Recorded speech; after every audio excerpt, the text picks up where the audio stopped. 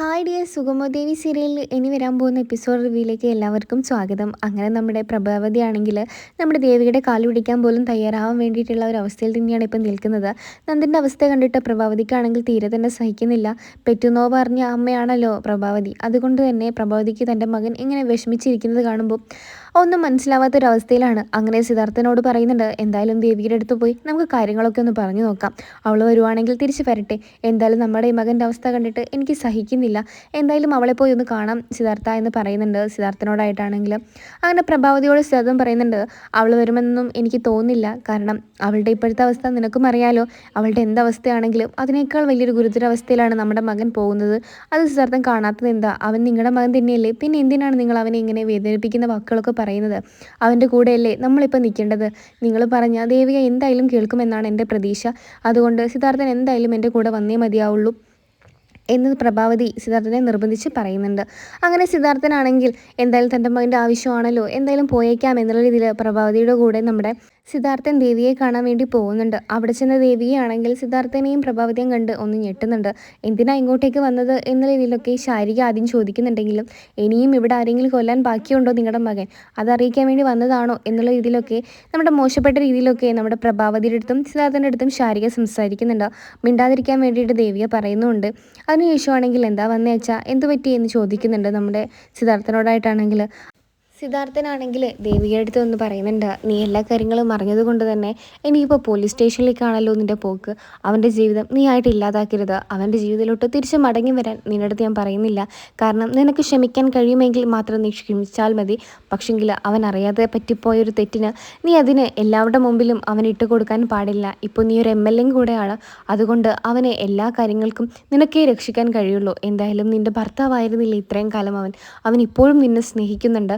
അവൻ്റെ അവസ്ഥ കാണുമ്പോൾ ഞങ്ങൾക്ക് സഹിക്കാൻ കഴിയുന്നില്ല. അതിലും അപ്പുറമാണ് ഞങ്ങളുടെ ഇപ്പോൾ അവസ്ഥ. എന്തായാലും നീ അവനെ പോലീസ് സ്റ്റേഷനിലൊന്നും ഏൽപ്പിക്കരുത്. ഇത് മാത്രമാണ് അച്ഛനും മോളോട് പറയാനുള്ളതെന്നൊക്കെ സിദ്ധാർത്ഥൻ പറയുന്നുണ്ട്. ദേവിയാണെങ്കിൽ സിദ്ധാർത്ഥനോട് ചോദിക്കുന്നുണ്ട്, അച്ഛൻ എന്താ കുറ്റവാളികളെ ന്യായീകരിക്കുകയാണോ? ഇപ്പോൾ നന്ദു ഒരു കുറ്റവാളിയാണ്. ഋഷിയെ കൊന്ന കേസിൽ നന്ദു എന്തായാലും അകത്തു പോയേ മതിയാവുള്ളൂ. അതെനിക്ക് നന്ദുവിനോടുള്ള ദേഷ്യം കൊണ്ടല്ല.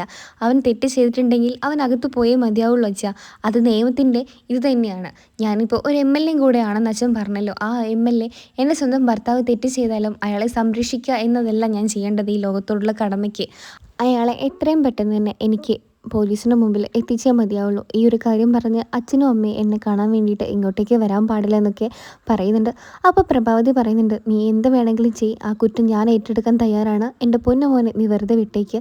അപ്പോൾ പ്രഭാവതിയോടായിട്ട് നമ്മുടെ ദേവിക പറയുന്നുണ്ട്, മകൻ എന്ത് ചെയ്താലും അതിന് താങ്ങാനായിട്ട് ഒരമ്മയുണ്ടെങ്കിൽ അത് നിങ്ങൾ മാത്രമായിരിക്കും. തെറ്റ് ചെയ്യുമ്പോൾ മകനെ നേർവഴിക്ക് കൊണ്ടുവരേണ്ടത് ഒരമ്മയുടെ കടമയാണ്. അത് നിങ്ങൾ പലപ്പോഴും മറന്നു പോകുന്നുണ്ട് എന്നൊക്കെ പ്രഭാവതി ഇങ്ങനെ ഓർമ്മിപ്പിക്കുന്നുണ്ട്. അങ്ങനെ സിദ്ധാർത്ഥനും പ്രഭാവതിയൊക്കെ ആണെങ്കിൽ ദേവിയുടെ ഈ ഒരു വാക്ക് കേട്ട് ഭയങ്കര വിഷമത്തോടെ അവിടെ നിന്ന് ഇറങ്ങുകയാണ് ചെയ്യുന്നത് തന്നെ.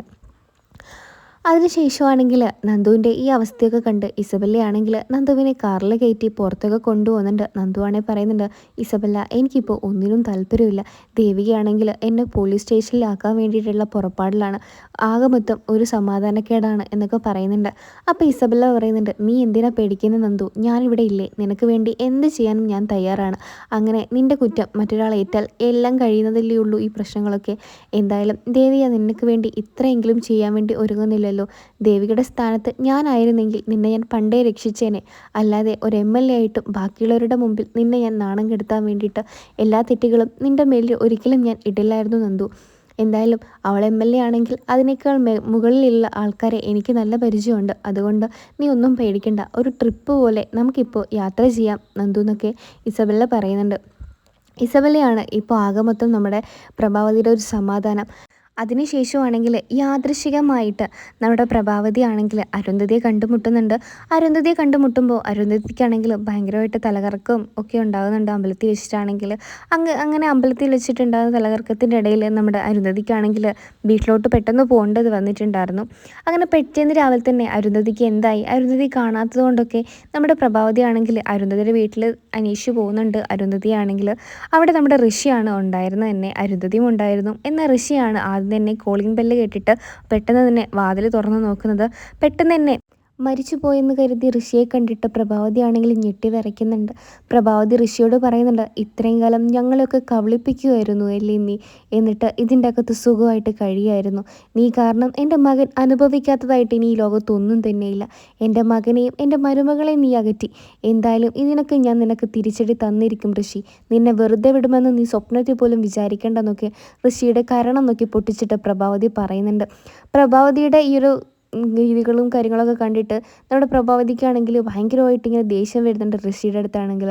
അങ്ങനെ ഋഷിയോട് ഒരിക്കലും ക്ഷമിക്കില്ലെന്ന് അവിടുന്ന് ഋഷിയുടെ മുഖത്ത് നോക്കി പറഞ്ഞിട്ട് പ്രഭാവതി ആണെങ്കിൽ അവിടുന്ന് ഇറങ്ങി പോകുന്നുണ്ട്. അതിനുശേഷമാണെങ്കിൽ പ്രഭാവതി എല്ലാ സത്യങ്ങളും മനസ്സിലാക്കുന്നുണ്ട്. ഇനി ഋഷിയുടെ പിന്നാലെയും ഇസബെല്ലയുടെയും കെവിൻ്റെ പിന്നാലെ തന്നെയായിരിക്കും നമ്മുടെ പ്രഭാവതി ഇനി ഉണ്ടാവുക. അങ്ങനെയാണ് ഈ ഒരു എപ്പിസോഡ് അവസാനിക്കുന്നത്. നിങ്ങൾക്ക് ഈ ഒരു സീരിയൽ ഇഷ്ടമാണെങ്കിൽ ചാനൽ ഒന്ന് സബ്സ്ക്രൈബ് ചെയ്ത് സപ്പോർട്ട് ചെയ്യണേ. അപ്പോൾ മറ്റൊരു എപ്പിസോഡായിട്ട് വരാം. ബൈ.